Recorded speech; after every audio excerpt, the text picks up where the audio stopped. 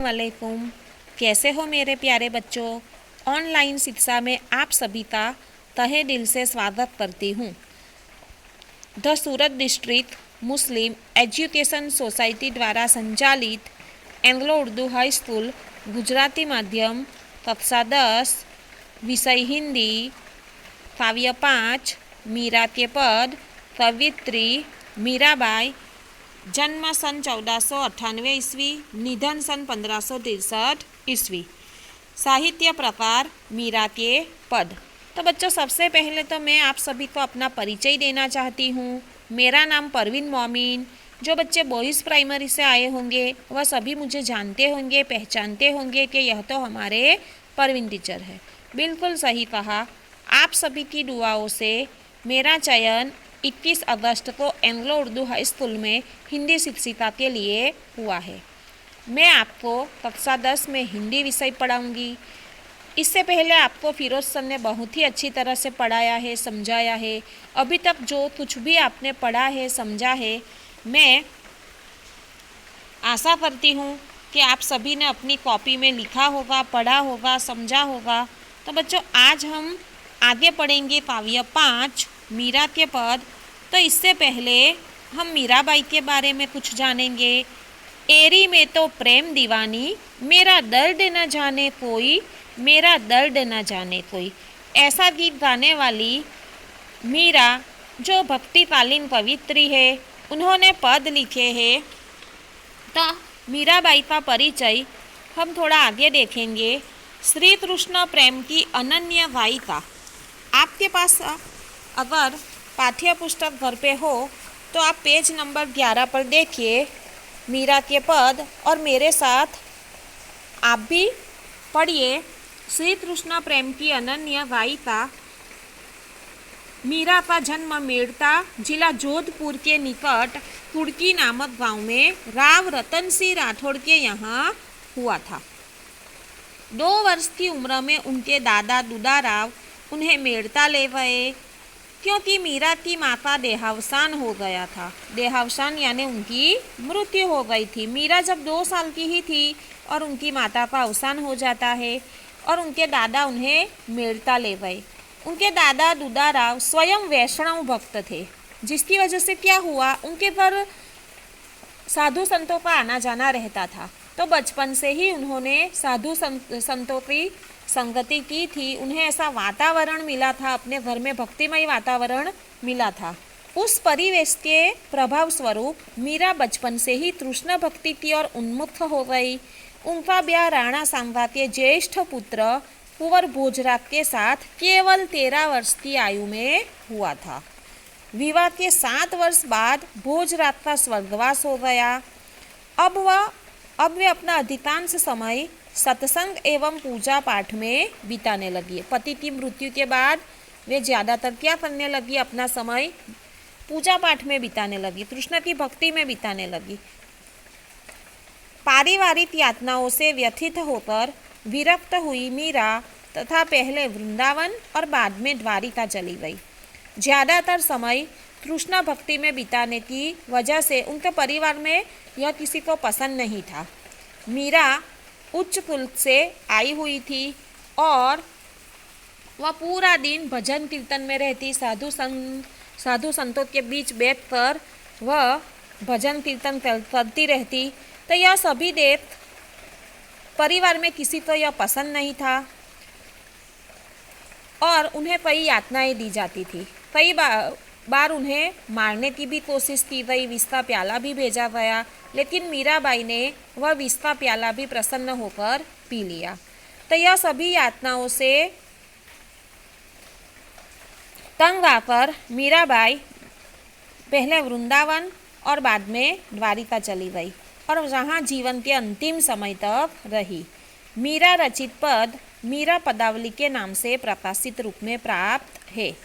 अपने आराध्य गिरधर गोपाल की विलक्षण रूप छटा के प्रति उनकी अनन्य आसक्ति अनेक भावधाराओं में बह चली है। रूप छटा यानी रूप का वर्णन।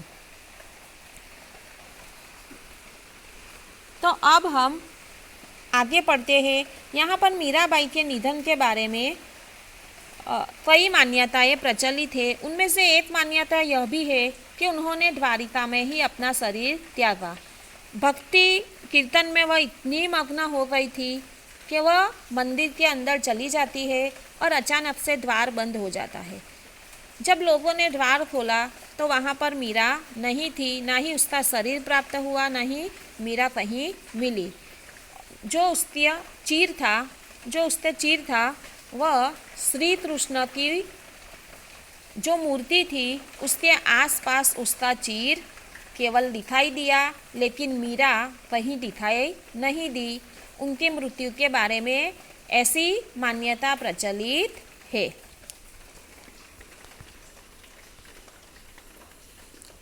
यहाँ संकलित पहले पद में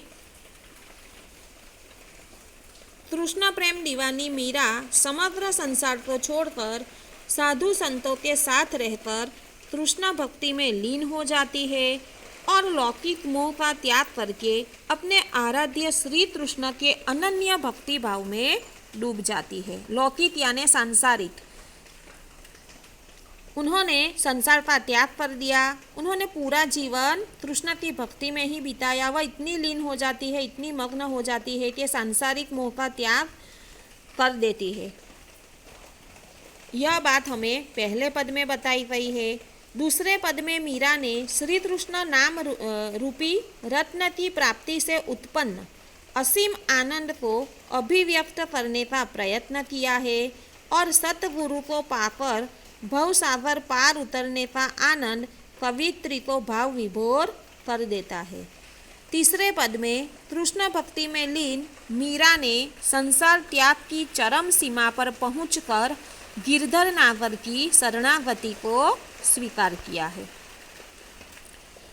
अब हम पढ़ेंगे मीराबाई रचित पहला पद। तो सबसे पहले हम इसका गान करेंगे। मेरे तो गिरधर गोपाल दूसरा न कोई, मेरे तो गिरधर गोपाल दूसरा न कोई, दूसरा न कोई, दूसरा न कोई, साधु सकल लोक जोई, भाई छोड़िया बंधु छोड़िया सगा सोई, साधु संग बैठी बैठी लोक लाज खोई, भगत देखी राजी हुई जगत देखी रोई, असुवन जल सींच सींच प्रेम बेली बोई, दधी मथी द्रुत काधी लियो डार दई छोई, राणा विषि को प्यालो भेजो पिय मगन होई, अब तो बात फैल गई जाने सब कोई, मीरा राम लगन लागी होनी होई सो होई, मेरे तो गिरधर गोपाल दूसरा न कोई। तो यहाँ पर मीराबाई क्या कहती है? सबसे पहले देखिए मीराबाई ने क्या कहा है कि मेरे तो गिरधर गोपाल दूसरा ना कोई। मीराबाई कहती है कि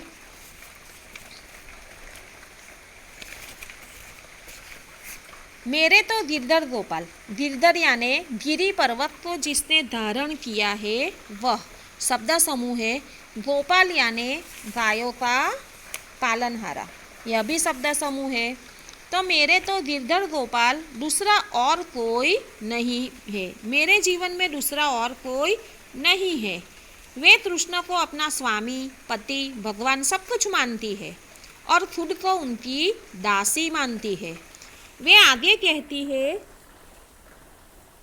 दूसरा ना कोई साधो सकल लोक जोई। अर्थात वे कहती है मैंने सारे संसार को देख लिया है मगर मुझे कृष्ण जैसा और कोई व्यक्ति दिखा ही नहीं है। इस कृष्ण को पाने के लिए वह आगे क्या कहती है, भाई छोड़िया बंधु छोड़िया सगा सोई। मैंने अपने भाई को छोड़ दिया, मैंने अपने बंधु को छोड़ दिया, सगे संबंधियों को भी मैंने छोड़ दिया। किस लिए? कृष्ण को पाने के लिए। भगत देखी राजी हुई जगत देखी रोई। अर्थात क्या कहती है मीरा कि भगत यानी जो भक्त है, श्री कृष्ण के जो भक्त है उन्हें देखकर वह राजी होती है और जगत देखी रोई यानी जगत में जो लोग हैं जो संसार में डूबे हुए हैं उसे देखकर वह रोती है और जो भगत है यानी भक्त लोग हैं उन्हें देखकर वह प्रसन्न हो जाती है। और समग्र संसार में सिर्फ कृष्ण की ही वह दासी बनना चाहती है, उसे सांसारिक सुख नहीं चाहिए। वे साधुओं के संग जाती है और भगवान की भक्ति में मग्न हो जाती है। असुवन जल सींच सींच प्रेम बेली बोई। अर्थात आंसुओं के जल से सींचकर उन्होंने प्रेम की बेली को बोया है। बेली यानी लता, उन्हें प्रेम की बेली को बोया है। दधी मथी ध्रुत काढ़ी लियो डार दई छोई। असुवन से वह अपनी प्रेम की बेली को सींचकर अपनी भक्ति को इतनी ऊंचाई पर ले जाना चाहती है कि उनकी भक्ति सारे संसार में अमर हो जाए। आगे कवित्री कहती है दधी यानी दही को मथ कर घी निकाल लेते हैं और जो छाछ होती है उसे हम छोड़ देते हैं। उसी प्रकार दधी यानी दही, मथी यानी मथ कर, ध्रुत यानी घी, काढ़ी लियो यानी निकाल लेते हैं और छाछ को हम फेंक देते हैं। उसी प्रकार भगवान कृष्ण की भक्ति को घी समझकर उन्होंने ले लिया है और सांसारिक सुख को उन्होंने छोड़ दिया है। राणा विस्को प्यालो भेजियो पिय मगन होई। कृष्ण भक्ति में लीन मीरा को देखकर परिवार में यह किसी को पसंद नहीं था तो राणा ने विष का प्याला भेजा। विष यानी जहर। तो मीराबाई ने क्या किया, वह भी हंसते हंसते वह पी गई क्योंकि उन्हें विश्वास था कि भगवान उसे बचा लेंगे। अब तो बात फैल गई जाने सब कोई। अब तो सारे नगर में बात फैल गई कि मीरा कृष्ण की भक्ति में लीन हो गई है, भगवान के प्रेम की दीवानी हो गई है, उसे कोई परवाह नहीं है। कृष्ण की ऐसी लगन लगी है कि अब वह कृष्ण की भक्ति की दीवानी हो गई है। और यह बात सारे नगर में फैल गई है कि राणा ने विष का प्याला भी भेजा और वह भी उसे हंसते हंसते पी गई है। मीरा राम लगन लागी होनी होई सो होई। मीराबाई क्या कहती है कि मुझे तो राम लगन लागी है, अब जो होना सो होई। मैं अपने कृष्ण की दीवानी हो गई हूँ, उनकी भक्ति में लीन हो गई हूँ, मग्न हो गई हूँ। अब जो होना सो होई, जो भी होगा देखा जाएगा, मुझे किसी की कोई परवाह नहीं है। दूसरा पद,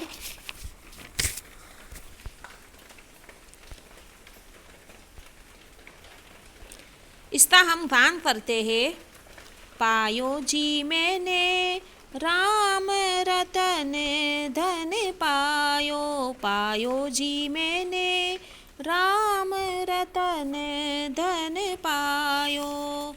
वस्तु अमोलित दी मेरे सतगुरु, वस्तु अमोलित दी मेरे सतगुरु।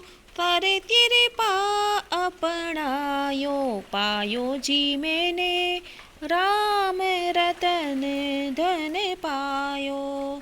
जन्म जन्म की पूंजी पाई, जन्म जन्म की पूंजी पाई। जग में सबे खोवायो, पायो जी मैंने राम रतन धन पायो। खर्चे नहीं कोई चोर न लेवे, खर्चे नहीं कोई चोर न लेवे, दिन दिन बढ़त सवायो, पायो जी मैंने राम रतन धन पायो। सत की नाम खेवतिया सतगुरु, सत की नाम खेवतिया सतगुरु, भव सागर तरियायो, पायो जी मैंने राम रतन धन पायो। मीरा के प्रभु गिरधर नावर, मीरा के प्रभु गिरधर नावर, हरि थी जस गायो, पायो जी मैंने राम रतन धन पायो। तो सबसे पहले मीराबाई क्या कहती है? पायो जी मैंने राम रतन धन पायो।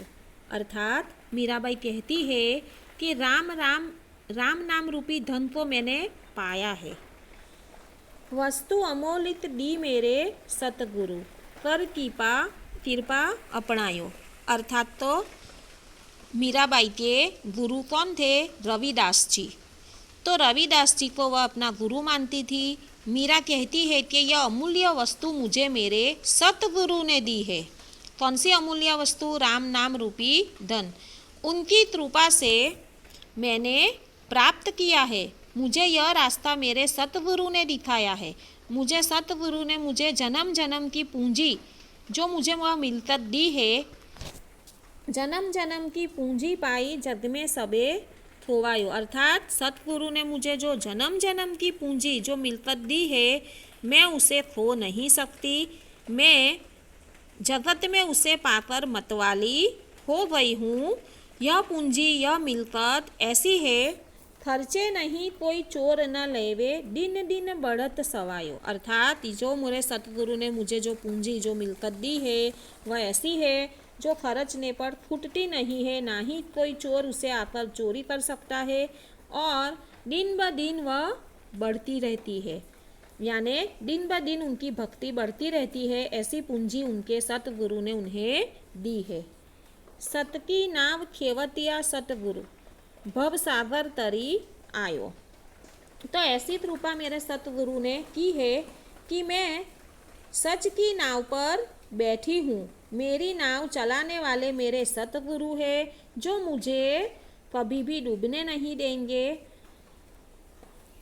और हर्षित होकर और मैं उनकी कीर्ति के गीत गाया करती हूँ। मीरा के प्रभु गिरधर नागर हरिथ हरिथ जस गायो। यानी मैं खुश होकर, हर्षित होकर मैं उनकी कीर्ति के गीत गाया करती हूँ। तो यहाँ पर हमें भाव पक्ष हमने देखा। फला पक्ष में अगर हम देखें तो पायो यानी पायो, रतन यानी रत्न, खोवायो यानी खो दिया, हरखी हरखी यानी हर्ष, जस यानी यश, खर्चे यानी खर्च, खेवटिया यानी, यहाँ पर खेवटिया का मतलब है नाव चलाने वाला। तो बच्चों यहाँ पर हमें दूसरे पद में क्या कहा गया है कि जो मीराबाई के गुरु है रविदास जी, वह उन्हें अपना गुरु मानती थी। तो मीराबाई कहती है कि मेरे सतगुरु ने मुझे ऐसी पूंजी, ऐसा मिलकत मुझे जो दी है, वह मिलकत ऐसी है जो खर्चने पर फूटती नहीं है, दिन ब दिन वह बढ़ती जाती है।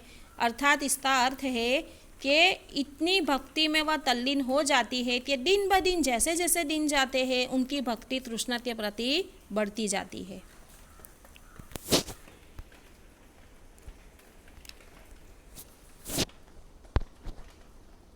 तीसरा पद, इसका भी हम गान करेंगे।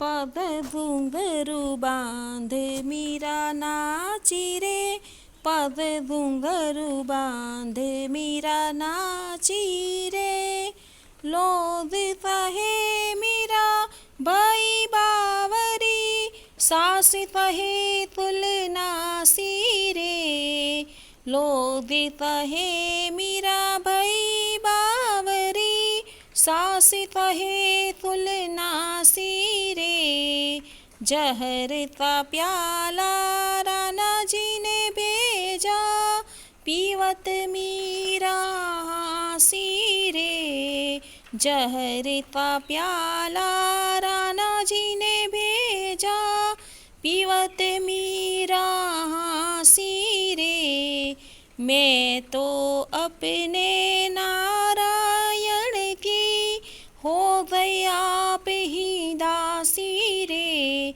मैं तो अपने नारायण की हो गई आप ही दासी रे, मीरा के प्रभु गिरधर नागर, वेद मिलो अविनाशी रे, मीरा के प्रभु गिरधर नागर, वेद मिलो अविनाशी रे, पद घुंघरू बांध मीरा नाची रे, पद घुंघरू बांध मीरा नाची रे।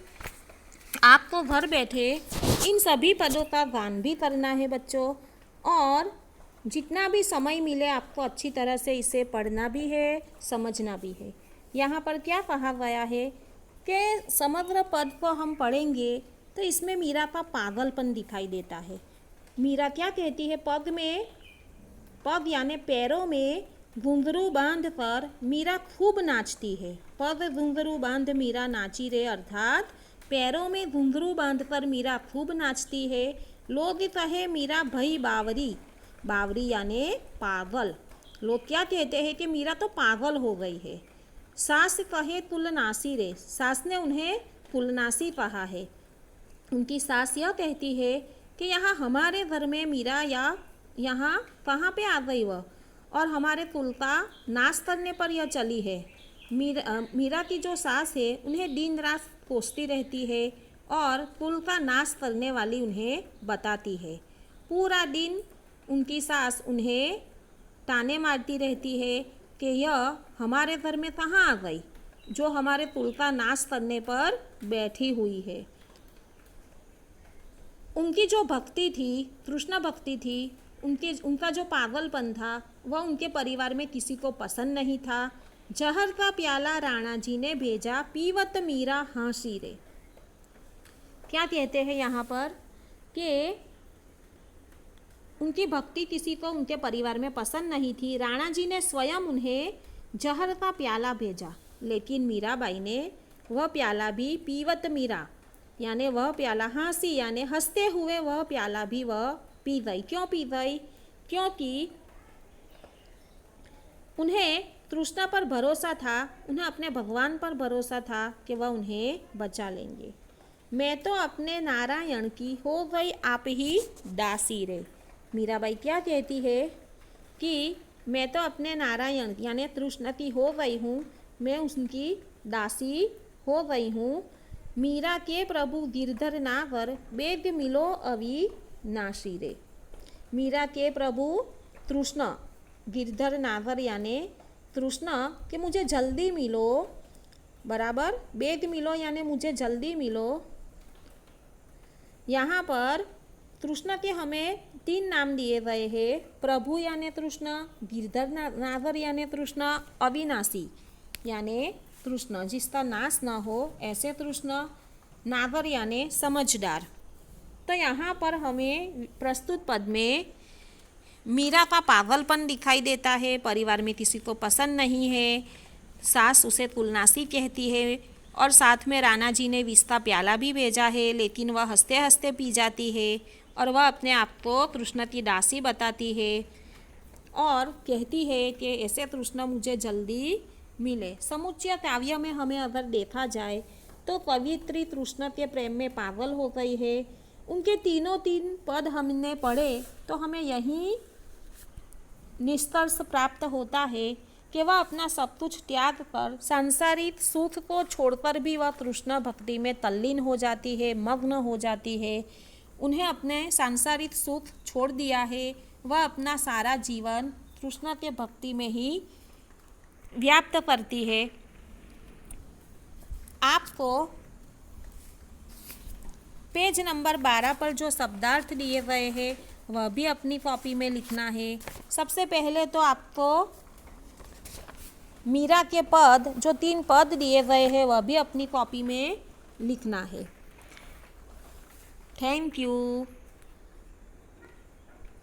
धन्यवाद, थैंक यू।